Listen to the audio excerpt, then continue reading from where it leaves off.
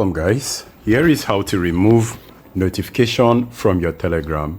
So because this is already working on my device, I decide to uninstall and clear cache. So I am going to start afresh and I'm going to log in to my Telegram. So let's go ahead and do that. So you see notification like this, right?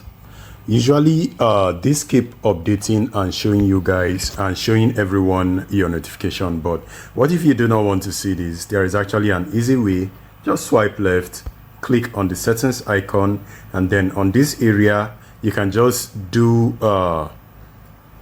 show notification, you turn it off, or rather you can click on this and then turn it off. But if you do not want any of this, just turn everything off entirely.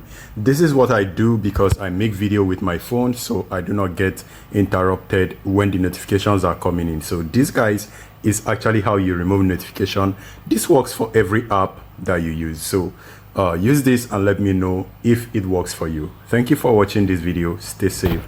See you on the next one. Peace.